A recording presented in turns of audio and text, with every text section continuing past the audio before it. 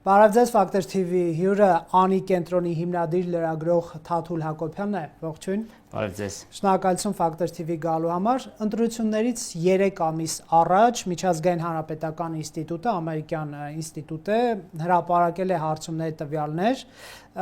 Ուրեմն հարցին խնդրում ենք ասել, թե որ քաղաքական կուսակցության դաշինքին կքվեարկեք, եթե խորհրդանական ընտրություններ լինեին հաջորդ կիրակի, պատասխանը կոնֆիդենցիալ է, ներկայացված է 2 տվյալ։ Այն մարդիկ, ովքեր ասել են, որ շատ հավանական է, որ կքվեարկեն, կգնան ընտրությունների, այդ մարդկանց 29%-ը տվել է ՔՊ-ին, ձայն,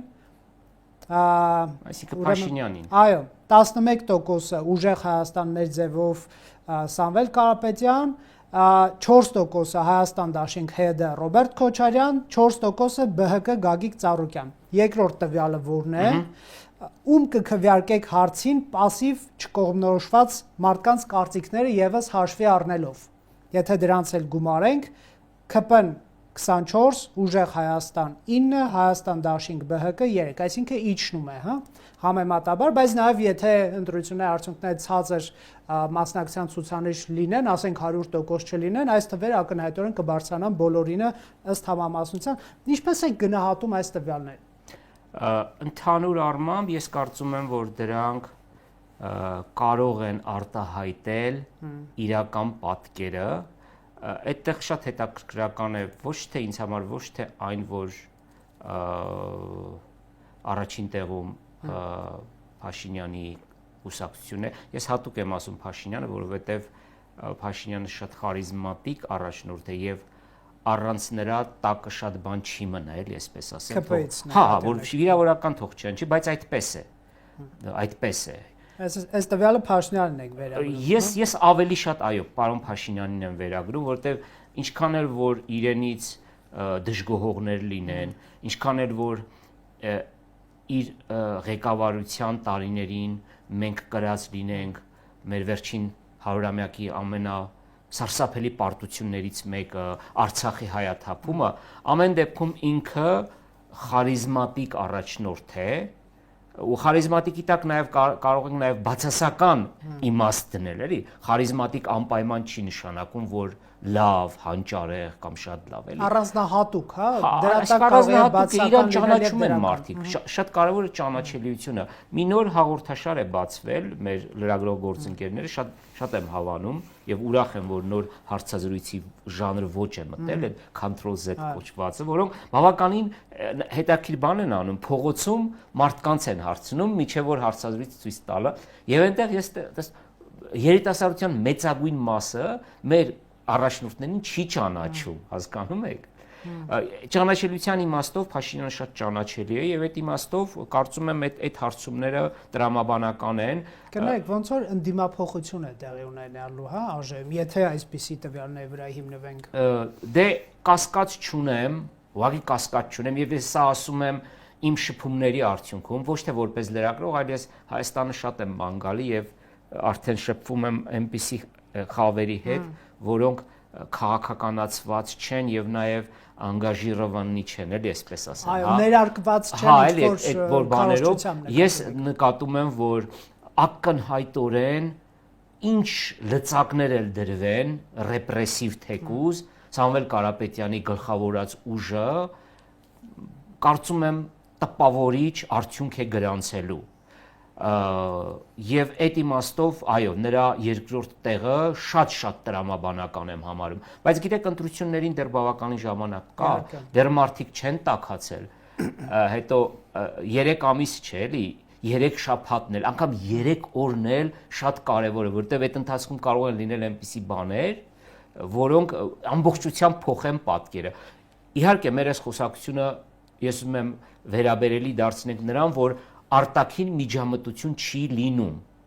Այդ շատ կարևոր հանգամանք է։ Եթե չլինի նկատի ունեք։ Հա, եթե չլինի, այս պատկերը կարծում եմ շատ բան է, բայց կարծում եմ, որ Կարապետյանի եւ գործող ուժի միջև այդ համամասնությունը այդքան չի լինելու։ Ինքը բարձրանալու է հոգուտ Սամվել Կարապետյանի եւ այդ ձայները հիմնականում տարվելու են Փաշինյանին չընտրող զանգվածից։ Այսինքն բոլոր նրանք, ովքեր չեն ուզում տեսնել այս իշխանությունների երեսը, համարում են, որ նրանք աղետ ու արհավիրք են բերել մեր ժողովրդին, դե մի մասն էլ ասում է խաղաղություն, դրա մասին էլ կարող ենք խոսել, այդ մարդիկ ընդդիմություն ասելով հիմնականում գնալու են եւ ձայն են տալու Սամվել Կարապետյանի ուժին։ Կարծում եմ։ Հա, իհարկե, սա զուտ կարծիքների մասին է։ Որտեվ գիտեք ինչու, որտեվ այնպես չստացվի, որ գալիս ենք եթեր եւ ինչ որ մի ուժի փնովում են կամ մի ուժի գովաբանում են, էլի, այդպիսի տպավորություն ես չեմ ուզում բացարձակապես թողնել։ Սա քարոզչություն չի, սա զուտ կարծիք է եւ կարծիքները կարող են սխալ լինել։ Բոլորիս կարծիքը։ Ընդհանրապես կարծիքը փաստ չի, էլի, կարծիքը կարծիք է։ Այն ինչ որ մտածում են, տեսեք, պարոն Քոչարյանի ուժը 21-ին հավաքել էր 21.04%։ Այս հարցման համաձայն 4%, այսինքն 17% գահավիժում։ Սամվել Կարապետյանը չի մասնակցել նախորդ ընտրություններին եւ ըստ այս հարցման ես նշեցի երկու ցուցանիշ, չէ՞։ Շատ հավանական ընտրողներ եւ այսպես ասենք չկողմնորոշվածներ 9 կամ 11% է Սամվել Կարապետյանը։ Կարելի է ասել, որ էլի ենթադրության կարծիքի դաշտում է ընդդիմադիր ընտրազանգվածի միգրացիա է տեղի ունեցել պարոն Քոչարյանի ուժից Սամվել Կարապետյանի ուժ, Սերժ Սարգսյանը չկա ընդհանրապես այս ցուցակում, ասենք Գուրգեն Սիմոնյանը, Արամ Սարգսյանը ունեն 1-2% ևել, բայց Սերժ Սարգսյան ՀՀԿ ընդհանրապես չկա այս անունով։ Կարելի ասել, որ այդ ՀՀԿ-ի 6%-ն, չէ՞, հավաքել դա էլ է գնացել, դա էլ է գնալու, դա էլ է գնացել, դա էլ է գնալու եւ նաեւ այստեղ շատ կարեւոր մի հանգամանք կա։ Պարոն Քոչարյանի եւ թիմը եկել էին իշխանության, հիմա չեմ կարող կոնկրետ այդ բանը ասել, այդ խոսքը ասել, լոզունգը ասել, բայց եկել էին այս իշխանություններին հեռացնելու, չէ՞։ Մեղմ ասած։ Այո։ Պատժելու, այո, դա նրանք չկարողացան անել։ Եվ այն ընդդիմադիրները, ովքեր օր առաջ ուզում են չտեսնել Նիկոլ Փաշինյանի եւ ՔՊ-ի դեմքը, բնականաբար նրանք հիասթափվել են եւ նրանք պետք է գնան եւ ընտրեն մեկ այլ ուժի, որը խոստանում է, որ մեզ կազատի Նիկոլ Փաշինյանի եւ նրա ուժի իշխանությունից։ Սա շատ տրամաբանական է։ Այս միգրացիան մեր պատմության ընթացքում միշտ է եղել եւ եթե մենք նայում ենք, ես մի հրապարակում ունեմ, դա այս ընտրություններից առաջ նոր update եմ անելու եւ ցույց եմ տալիս, թե ընդդիմությունը ուրեմն հաջորդական նախագահական եւ խորհրդարանական ընտրություններում հիմնականում նախագահականի վրա է կենտրոնացել, որտեղ այն ժամանակ նախագահ էին ընտրում, հա։ Եվ ճիշտ է եկար, որովհետեւ այդպես է իշխանական հարցը որոշվում։ Այո, այդպես էր որոշվում։ Ուրեմն նախընդդիմությունը անգամ այդ կեղծված բան այդ ընտրությունը այդ մասին չեմ ուզում հիմա շատ խոսենք, այդ արդեն անցյալ է, ուրեմն ամենամեծ թիվը ստացել է պարոն Վազգեն Մանուկյանը 96 թվականի աղմկահարույց ընտրությունների ժամանակ։ Եվ դրանից հետո այդ ձայները անցել են մեկ այլ ընդդիմության, հետո մեկ այլ ընդդիմության։ Ուզում եմ ասել, որ այս շատ տրամաբանական է։ Հերոսները փոխվում են, հա, այսինքն ընտրողների հերոսները։ Ընտրողների, այսինքն իշխանություն չընտրողները պարբերաբար գնում են ընտրում են նրանց, ում որ տեսնում են, որ կարող է սրանց ատամը կտրի, որ իշխանություններին կարողանան հեռացնել։ Դրանով է պայմանավորված։ Եվ նաև գիտեք, իմ կարծիքով վարկանիշը բարձրացրեցին նաև իշխանությունները իրենց ապօրինի քայլերով։ Մեր իշխանությունները շատ ապօրինությունների են դիմում, երբ որ կալանք են ընտրում որևէ մեկի համար, դրանք կլինեն հոգևոր թե աշխարհիկ քաղաքական ղեկավարներ։ Եւ հիմա ինչ է տեղի ունենում Հայաստանում, մի շատ հետաքրքիր process է, ասենք մարդուն բան են անում, տանում են կալանավորում են, հա, խափանման միջոց են ընտրում, հետո տեղի ունենում իշխանությունների եւ նրանց ինֆլուենսների ու քարոզչամեքենայի սարսափելի մի հատ ագրեսիվ գրոհ այս մարդկանց վարկաբեկելու, որ թվում է, որ այս մարդիկ շատ մեծ հանցանքների մեղքերի մեջ են, հետո 2 ամիս հետո այդ մարդկանց դուս են թողնում։ Եվ այս ամեն ինչը բանալ, եւ նաեւ Կարապետյանին Սամվել Կարապետյանին ձերբակալելու, որը ես համարում եմ ապօրինի, հա, մեկա բաց են թողնելու։ Իրենք նաեւ բարձրացրեցին ռեյտինգը հենց այդ շարժման ռեյտինգը։ Սա իմ էլի սուբյեկտիվ կարծիքն է։ Շատ լավ, տեսեք, այնտեղ մի տվյալ զուտ ԿՊ եւ Փաշինյանի հարաբերությամբ Փաշինյանը վստահում է հարցվածքների 20%-ը հաշվի առնված առաջին եւ երկրորդ պատասխանները ԿՊ-ին, բայց պատրաստ է քվեարկել 29 եւ 24%-ը իմ ասած տրամաբանությամբ, հա։ Ուզում եմ ասել, այստեղ ԿՊ-ի վարկանիշը ինչ որ իմաստով ավելի բարձր է, բայց այնտեղ կան տարբեր գործիչներ՝ Ալեն Սիմոնյան, Արարատ Միրզոյան, որը արտաքին քաղաքականություն վարողն է եւ այստեղ ի դեպ ձեր կարծիքով ո՞րն է ամենամեծ ձեռքբերումը 6 ամիսների արտաքին քաղաքականություն, անվտանգություն եւ խաղաղություն, դիվերսիֆիկացիա ամենաշատ տոկոսներն են 17% եւ 9%։ Կարելի ասել, որ իշխանության այս որոշակի աճը կարող է պայմանավորված լինել նաեւ արտաքին քաղաքականության որոշ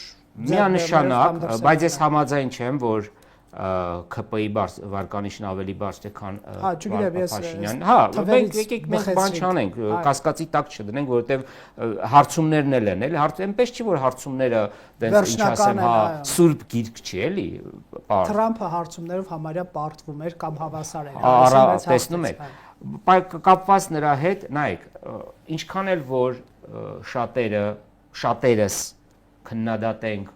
Փաշինյանի արտաքին քաղաքականությունը, այնուամենայնիվ մի հատ օրակարգ են իրենք ձևավորել, որը լավ աշխատում է։ Դա պատերազմում պարտված եւ վախեցած ժողովրդի ֆենոմեն անվանենք,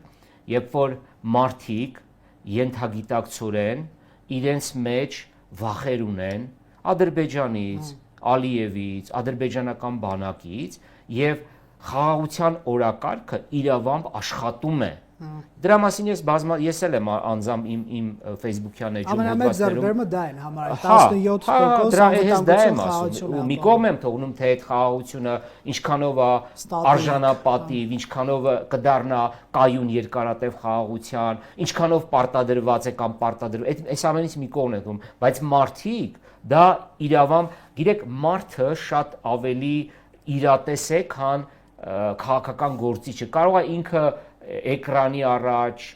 խոսակցության մեջ ժողովրդի մեջ շատ ուրիշ բաներ ասի, բայց եւ որ ինքը մնում է իր հետ, ինքը ասում է, դե հա էլի իրոք, բա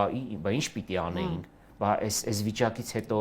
միակ տարբերակը ո՞րն է, եւ ես ուզում եմ այս տաղավարում ասեմ, այս աղետից արհավիրքից հետո էլ ուրիշ մենք տարբերակ ունենք եւ էլի մի կողմ եմ թողնում, ես կամ դուք սա ընդունում ենք, թե չենք ընդունում, էլ տարբերակ կա թե չէ։ Ես կարծում եմ, այս պահին չկա։ Եվ այդ օրակարգը իշխանությունները կարողացել են լավ բերել առաջին պլան, այն մոնոպոլիզացնել եւ դրա շուրջը, դրա միջոցով նաեւ հարվածել ընդդիմությանը եւ կարծում եմ նրանք, ովքեր չեն ընտրելու Նիկոլ Փաշինյանին, բայց ընտրելու են ընդդիմությանը, պետք է մի կարևոր հարցի պատասխանեն։ Ավելի ճիշտ ոչ թե կարևոր հարցի պատասխանեն, այլ կարևոր հարց տան մեր ընդդիմությանը։ Որ կետից եք դուք շարունակելու Ադրբեջանի հետ Միացյալ Նահանգների միջնորդությամբ նախաստորագրված այս խաղաղության գործընթացը։ Դա չափազանց կարևոր է։ Կնեք, պարոն Հակոբյան, այս հարցին որոշ չափով պատասխաններ տրվել են, ես ասեմ, Ռոբերտ Քոչարյան, Սերժ Սարգսյանի ուժերի տարբեր ներկայացուցիչներ խառը բաներ են ասում, բայց եթե ընդհանրական վերցնենք, մենք կխմբագրենք, ավելի լավը կդարձնենք, հայամետ բաներ կառաջարկենք, թե դրանից հետո կընդունեն ԱՄՆ-ն եւ Ադրբեջան, նրանք իհարկե չեն կարող երաշխիք տալ, բայց այս ամեն ինչը չի պահպանվի նույն տեսքով։ Կարծում եք սա որոշակի ազդեցություն ունենում է ընտրողների տրամադրությունների վրա։ Լավ է, վատ է, կարող է մարդիկ սա համարում են ինչ-որ ստատիկություն, էլի։ Չարյաց փոքրագույն է սա համարում, չարյաց փոքրագույն է սա համարում եւ ես սա համարում եմ իրավամբ զուտ որպես քարոզչական նախընտրական միջոց իշխանությունների ամենամեծ ձեռքբերումը, որտեղ այո, նրանք կարողացել են այդ օրակարգի հարց դարձնել եւ այս օրակարգով գնալ ընտրությունների։ Եվ ամենակարևորը, օրակարգի այս հարցում Հայաստանի իշխանությունները ունեն Հայաստանի բնակչության մի բավականին մեծ հատվածի աջակցությունը, ունեն հավաքական արևմուտքի աջակցությունը, իդեմ Եվրոպական միության եւ Միացյալ Նահանգների, մենք չենք տեսնում, թե ինչ տեքստեր են հնչում Միացյալ Նահանգներից եւ ինչ հիացական տեքստեր են հնչում։ Դրանց աջակցեց Փաշինյանին, Եմեն հիբրիդային սպառնալիքների առանձին երկրներ շատ տարբեր միջոցներով են անում եւ այն որ միայն այն փաստը որ Եվրոպական միությունն ասում է ինչ որ ֆեյքերի դեմ պայքարի համար ձեր ընտրություններում կդիտարկենք, դա էլ է շատ մեծ աջակցություն, էլի։ Իրանք ունեն Թուրքիայի եւ թող սրանից մեր իշխանությունները բան չլինեն, էլի, չվիրավորվեն եւ Ադրբեջանի աջակցությունը։ Ինչու։ Կնեք, կշարունակեք, բայց կարելի է նշել, որ ի տարբերություն ընդդիմության Փաշինյանը կարողացել է իր անձի ՔՊ-ի վրա փաթաթել այս պետությունների, չգիտեմ, շահերի, ծրագրերի, խաղաղության, ապաշրջափակման կատարման հավանականությունը, որ եթե ես չլինեմ կտապալվի։ Դա կա իհարկե, բայց մի հատ ուրիշ կարևոր բան կա։ Մենք Հայաստանի նախորդ 30 քանի տարիների պատմության մեջ չենք ունեցել մեկ այլ առաջնորդ, որը Ադրբեջանին եւ Թուրքիային խոստացած կլինի, որ կփոխի սահմանադրությունը։ Հիմա մի կողմ եմ թողնում, թե այստեղ ներսում ինչ են ասում։ Ասում են մենք ենք այդ դա անում, մենք ենք որոշել, մենք ենք անում, դա Ադրբեջանը կապ չունի։ Ես չգիտեմ մի իշխանություն, որը համաձայն կլիներ, ուրեմն Արարատի ու այս Արագատի այս խաղը տալ։ Ես չգիտեմ մի իշխանություն, որը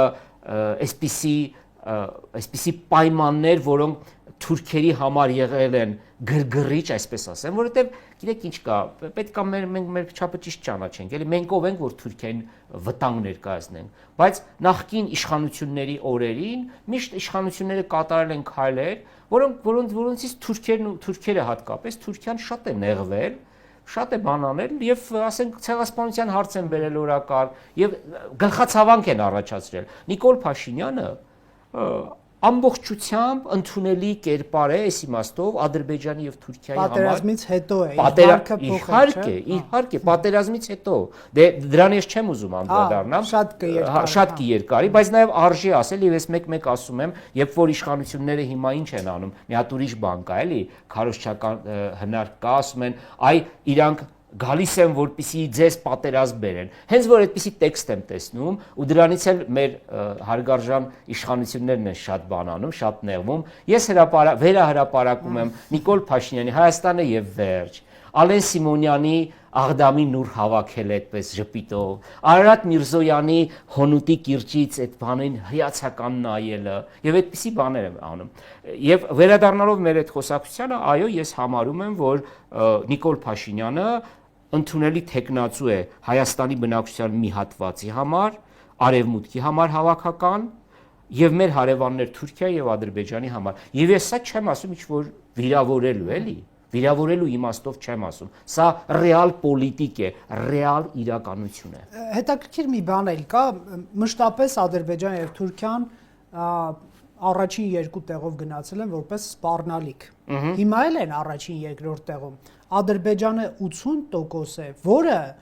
7%-ով նվազ ցուցանիշ է, քան 25-ի հունիսի հարցման ժամանակ, էլի Միջազգային հանրապետական ինստիտուտի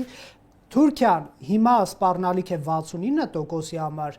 25-ի հունիսի համեմատ 79-էր, այսինքն 10%-ով պակասել է։ Ռուսաստանը սպառնալիք է 29%-ի համար 2%-ով աճել է 25-ի հունիսի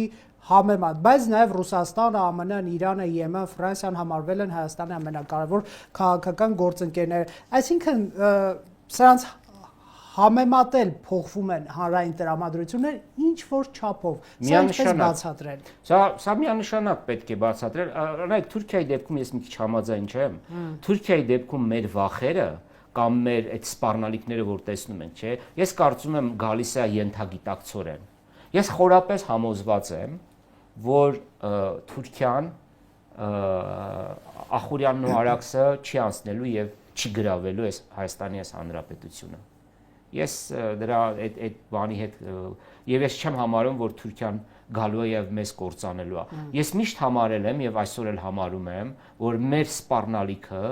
եկել եւ գալու է արևելքից, այսինքն Ադրբեջանից։ Ադրբեջանի այս թվերը էլի բավականին բարձր են, ինչը նույնպես տրամաբանական է, որովհետև խաղաղության այս հարաբերական խաղաղության ժամանակահատվածում կամ պարտադրված եւ հարաբերական խաղաղության ժամանակահատվածում Ալիևը էլի մեկու մեջ ատամ է մեզ ցույց տալիս, դրա ամենացայտուն օրինակը, երբ որ 1-2 օր առաջ սպառնացել էր Իրանի Նախիջևանի հետ կապված այդ հարձակման ժամանակ եւ ամբողջ տեքստը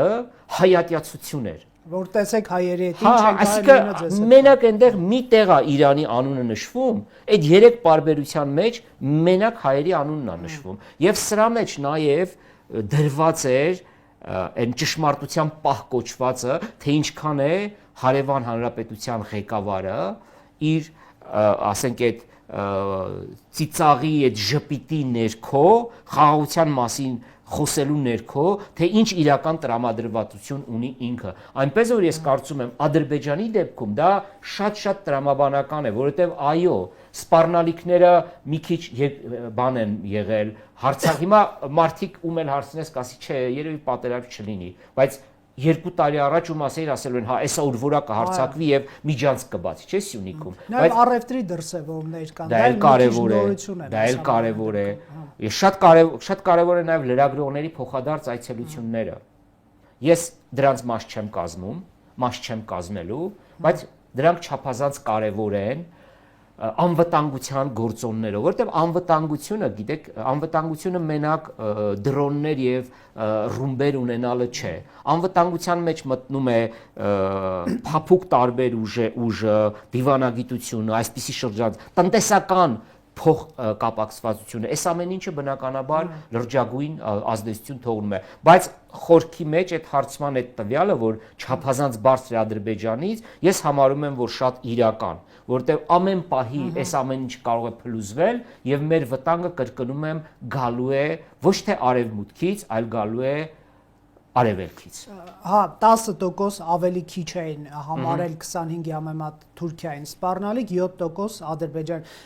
Տեսեք, մեր լրատվամիջոցը պարզեց, որ մի թերթ է տարածում Երևանում, Wyoming Star անունով ճակերտավոր ամերիկյան, որին դուք եք հարցազրույց տվել, տպվում է Մոսկվայում, բերվում Հայաստան, խմբագրություն, ֆինանսավորում հայտնի չեն, թերթում տարածում են քաղաքական այսպիսի թեզեր, որ արևմուտքի հետ ինտեգրումը ներկայացում է որպես վտանգավոր, Ռուսաստանի հետ հարաբերությունների թուլացումը որպես սխալ, շեշտվում են անվտանգային խնդիրներ ներքին քաղաքականության, այսպես համատեքստում քննադատվում են իշխանությունները եւ Ռուսաստանի սպառնալիք լինելու վարկանիշը 2%-ով աճել էր 25-ի հունիսի համեմատ 29%-ի գալով։ Այդ հունիսի 7-ը մոտենում է եւ մենք երևի թե նման միջամտություններ ավելի հաճախ կտեսնենք։ Սա ձեր կարծիքով իր գործը անում է, այսինքն մարդկանց վրա ազդում է, թե բացահայտվում են նման դեպքերը եւ մարդիկ ավելի են զգուշանում, չգիտեմ, ավելի մտածված են, ավելի պաշտպանված են մանիպուլյացիաների նկատմամբ, սա տալիս եմ նաև լրագրող Թաթուլ Հակոբյանին։ Նայեք, այդտեղ ամենակարևոր բանը չնշեցիք, որ քյավառում է գնացված։ Դե կարելի էր ավելի փնթի անել, Wyoming Star անունով, բայց ասեմ ձեզ, որ դրա առաջի զոհերից մեկը ես եմ։ Հավանաբար առաջիններից մեկը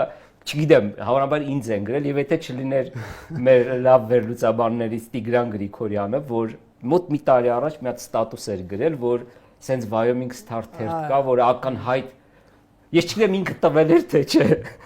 որ ակնհայտ այսպիսի բանով ազբաղվում եւ ես դրանից մի շաբաթ առաջ ես էի տվել այսինքն հարցազրույց չէր անկեղծ ասած, մի հատ մեկնաբանություն էին խնդրել, մի հատ չինական անուն ազգանով կարծեմ նամակ էի ստացել ու ես պատասխանել եմ, բայց անկեղծորեն ասեմ, որ ոչ մի բառ չէին փոխել, ճշգրտորեն այդ մեջ բերել են եւ ես կարդացի միայն իմ այդ հատվածը, թե ինչ եմ, որտեղ շատ դեպքերում չեմ էլ հասցնում կարդամ եւ դրանից հետո երբ որ Տիգրանը գրեց, ես հասկացա, որ ես էլ եմ ծուղակն ունել, բայց մեծ բան չի, թող իմ անունն էլ մնա Wyoming Star-ի էջերում։ Այսպես ասեմ։ Հա։ Դե էսա միայն մի կողմից չի արվում։ Անընդհատ իշխանությունները խոսում են մանիպուլյացիաներից, չգիտեմ, բաներից, դրսի ինչ որ հիբրիդային պատերազմներից, բայց դա բոլոր կողմերից է արվում։ Հավանաբար Ռուսաստանից ավելի շատ է արվում եւ ավելի շատ է արվելու։ Դրանք որոշ իրանց ազդեցությունը թողնում են, բայց երբ որ sense փնթի ձևով են արում, կարծում եմ լրիվ հակառակ էֆեկտը կարող է տալ։ Բայց այնպես չի, որ այս մանիպուլյացիաները միայն մի կողմից են արվում, բոլոր կողմերից էլ արվում են, ովքեր որ այդ հնարավորությունը ունեն, բոլորն էլ անում են։ Եվ երբ մենք խոսում ենք, երբ խոսակցության սկզբում ես նշեցի արտաքին միջամտությունը բացառելու դեպքում այս հարցումների մասին, չէ՞։ Բայց դուք այդպեսի վտանգ տեսնում եք։ Հա, իհարկե, վտանգ տեսնում եմ։ Կբացեք։ Դե անունը վտանգ ասեմ, թե վտանգ չասեմ։ Ես կարծում եմ այն պահին, որ Ռուսաստանը որոշի, որ Հայաստանում իշխանություն չպիտի լինի այս ուժը, գործող ուժը, դա չի լինի։ Ես այդպես եմ մտածում, ես համարում եմ, որ ռուսները հիմա Ուկրաինայում ներքաշված են եւ իրանք շատ ավելի ստրատեգիական, շատ ավելի կարևոր խնդիրներ են լուծում։ Հիմա էլ Իրանն է ներքաշվել, գուցե էլի մենք այդքան ուշադրության կենտրոնում չլինենք, բայց նաեւ համարում եմ, որ այն պահին, որ ռուսները կթեթևանան իրենց այդ գործերից, կարող է նաեւ անդրադառնան Հայաստանին։ Եվ դա իհարկե կարող է ամբողջովին փոխել պատկերը։ Եվ գիտեք ինչն է նաև հետաքրքիր, ժամանակին, ընդամենը 15 տարի առաջ Հայաստանում իշխող ուժը, տեսեք ինչպիսի տրանսֆորմացիա է տեղի ունեցել, որպիսի ցույց տար, թե իրեն ով է աջակցում, դեմոնստրատիվ կերպով գնում կանգնում էին Պուտինի հետ էին նկարվում։ Ընդհանուր ընդդիմություններ նման բաներով զբաղված կամ գնում են Մոսկվա հանդիպումների, այո։ Ամբողջ քաղաքը, որտեղ զգում էր, որ այնտեղ է նաև շատ բան որոշվում։ Հիմա ավելի շատ իշխանությունները տեսնում եք, այսինքն ավելի շատ ուզում են որևէ ձևով չասոցացվեն ռուսական իշխանությունների։ Բայց ես ռուսական վտանգ տեսնում եմ եւ միշտ կտեսնեն։ Ես ասել եւ ասում եմ Ռուսաստանի մահանալու մասին մոլորությունը չափազանց վտանգավոր է Հայաստանի համար։ Եվ իմ համար բացարձակապես չասեմ, բայց որտեղ վիրավորական թող չհնչի, թե ռուսները մեր իշխանությունների մասին ինչ են մտածում։ Ի վերջո իշխանություն է, մի օր կլինի, մի օր չի լինի։ Ինձ համար շատ ավելի մտահոգիչ է Հայաստանի ապագան, որ չանենք քայլեր, որտեղ Ռուսաստանը նաև հիշաչար պետություն է, եւ այդ հիշաչարության համար մեզ չպատժեն։ Եվ այս առումով չափազանց զգուշավոր եմ։ Եվ միշտ իմ կարծիքը գրում եմ, դա պատճառ է դառնում նաև, որ տարբեր մարդիկ կասկածներ ունենան, որ կարող է ես էլ եմ այդ հիբրիդի մի մասը, չէ, բացարձակապես ոչ։ Դուք Վայոմինգ ստարին հարցազրույց եք տալիս։ Դե այդ ուրիշ դեպք է։ Դուք արդեն բացահայտված եք։ Չէ, այդ ուրիշ դեպք է, դա բան է, հա։ Այդ վտանգը միշտ տեսնում եմ բացահայտված։ Բայց ռուսական հարվածներից միշտ պետք է զգուշ լինել, որովհետև Ռուսաստանը մեզ համար ռուսներն ու թուրքերը Հայաստանի համար ճակատագրական ուժ են։ Եվ դրանից պետք է միշտ զգուշ լինել։ Հետաքրքիր բան եք ասում։ Հայաստանում կա նաև մի այլ օրակարգ, ԵՄ-ի անդամակցության օրակարգը, 51%-ը ասել է, որ կողմ կքվեարկի, նախորդ հարցմանը 25-ի հունիսին 49%-ը կողմ կքվեարկեր, այսինքն կողմ քվեարկողների թիվը 2%-ով աճել է, 13%-ը դեմ կքվեարկի, դեմի ցուցանիշը նվազել է, սա բավականին պոպուլյար թեմա է, հա, ստացվում է Հայաստանի հանրության հարցվածների ուղիղ կեսը ասում է, այո, կգնամ եւ կողմ կքվեարկեմ, չկողմնորոշվածներն են այս հարցով շատ եւ մայիսին տեղի ունենալու եվրոպական քաղաքական համայնքի, այսպես համաժողովը Հայաստանում կարելի ասել, որ այս ուղղությամբ Փաշինյանը կփորձի ընտրություններից առաջ ինչ որ քայլեր անել, ոչ միայն այդ համաժողովը չգիտեմ, ինչ քայլեր կարող, ես չեմ ուզում ենթադրել կամ այսպես ինչ որ դավադրապաշտության գիրք ընկնել, բայց քան որ Ռուսաստանից ենք խոսում, կարելի ասել սա նաև Ռուսաստանի կորցրած շանսն է կամ պարտությունն է, որ հայ հանրությունը, որը 80, չգիտեմ, քանի տոկոսով համարվում է ռուսամետ եւ այլն, հիմա ԵՄ գնալուն այսպես մեծ թիվ կա ըստ Իհարկե համաժողովը, որ մայիսի առաջի օրերին է տեղի ունենալ Երևանում, Մակրոնն է գալու եւ այլն։ Հա, իշխանություններն օգտագործելու են ավելի շատ նախընտրական տրամադրություններ, ավելի շատ գեներացնելու նպատակով, ինչը բնական է։ Ով էլ ես էլ լինեի իշխանության, ես էլ դա կանեի դրա սա լավի ու վատի համար չենք ասում։ Կնեք անգամ Թրամփն է Փաշինյանի եւ Ալիևին տանում իր հետ տարբեր գագաթնաժողովից ցույց տալու, որ ձեռքբերում ունի, հա, էլի։ Իհարկե, ճիշտ է, ցավալիորեն մեկ-մեկ չի կարողանում Ադրբեջանի անունը ասել եւ կամ Հայաստանը շփոթում է Ալբանիայի կամ Ռումինիայի հետ, բայց ոչինչ, կարևորը որ բաներն են, կարևորը այդ պերսոնաժները որ կան։ Հա, ուզում եմ ասել, խաղաղության այդ պերսոնաժները կան։ Նայեք, հայ հանրությունը իմ կարծիքով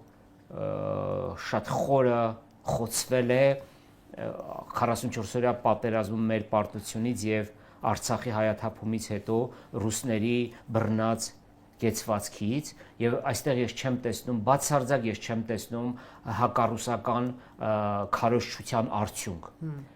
Հայաստանում հակառուսականության աճը ես չեմ պայմանավորվում ուրեմն արևմտամետ կամ կեղծ արևմտամետ այդ գործիչների ամենօրյա այդ բանը այդ թույնը լցնելով հակառուսականության դրանով չեմ պայմանավորում դա կարծում եմ ազդեցություն չի թողնում հայ հանրության գիտակցության խղճի սրտի վրա խորագույն ազդեցություն է թողել մեր պարտությունն ու Արցախի հայաթափումը եւ մենք դրանում մեղադրում ենք ռուսներին անգամ համարում ենք որ նրանք մեզ դավաճանել են ես մի կողմ եմ թողնում թե ինչքան բանը պրիմիտիվ է այս բանը թե ինչու ենք մենք հույսներս դրել դրա վրա դա խորանալ բայց այն փաստը որ մարդիկ հենց այդպես են մտածում դրանով է պայմանավորված եւ ոչ թե ամեն օր ուրեմն հարկատուների հաշվին հերարցակվող լրատվամիջոցներով այդ արևմտամետ կամ կեղծ արևմտամետ գործիչների հակառուսական հայտարարություններով դա ֆոն է ստեղծում միայն լրացում էլի կնեք որ ընդհատում եմ կշարունակեք Սոլովյովը մի անգամ ասի կգրավենք Հայաստան կամ Դուգինը դա հերիք է էլի իհարկե եւ իրանք ավելի օգտակար են այս իմաստով նույնիսկ ավելին ասեմ այդքան բանի ուրեմն հարկատուներից հաշվին սնվող լրատվամիջոցի եթեր այդքան հայ կեղծ արևմտամետների փոխարեն կարելի է մի անգամ Դուգինին բերել մի անգամ Սոլովյովին ընտրություններից առաջ եւ դա իրանց համար մեծ վարկանիշ կբերի Սա է ես կարծում եմ սա է իրականությունը բայց այդ հարցը որ տվել են Հայաստանի եվրոպական ԵՄ անդամակցությունը այնտեղ մի շատ կարևոր հարց չեն տվել կամ տվել են մենք ու դուք չգիտենք որտեղով ենք մենք անդամակցելու չեն տվել այդ հարցը շատ կարևոր է որտեղով ենք մենք ԵՄ-ին անդամակցելու նայեք այնպես չի որ ես բան եմ էլի ես Եվրոպան չեմ սիրում հակառակը Ամերիկան իմ ամենաարևմուտքը եւ Ամերիկան իմ ամենա բանը ինչ ասեմ իմ երազանքների երկիրն է որտեղ ամեն տարի լինում եմ հազարավոր կիլոմետրեր քշմայթում եմ Վայոմինգով այո վերջին անգամ Վայոմինգով եմ քշել այնտեղ կանգնել եմ բենզին եմ լցրել մի հատ փոքր վիդեո եմ արել որ սա ամենակիչ բնակեցված նահանգն է որտեղ հայեր ընդհանրապես չկա դուք ավելի շատ կսիրեք Վայոմինգը բայց ես դարձա Վայոմինգ Սթարի առաջին զոհերից մեկը այսինքն Եվրոպան եմ շատ սիրում, ճամփորդում եմ այնտեղ, բայց հարց պետք է տալ, այդ որ ճանապարհով են գնում։ Վրաստանով եւ Թուրքիայով, եթե նրանք անդամակցեն ինչ որ մի օր։ Եթե իսկ տեսնում եք Վրաստան ինչ քայլեր է անում։ Այսօր Վրաստանը դարձել է հակաժողովրդական երկիր։ Թուրքիայով ես միշտ մտածել եմ, որ Վրաստանով մենք կարող ենք Վրաստանի հետ միասին մենք կարող ենք այո Եվրոմիությանը շատ մոտենալ, բայց այդ հարցը պետք է տալ, որպեսզի պատկեր իմանանք։ Հետո մի հատ ուրիշ բան կա, որ երեք եւ այսօր ես մասնակցում եմ մի շատ հետաքրքիր համաժողովի, որ Երևանում է տեղի ունենում,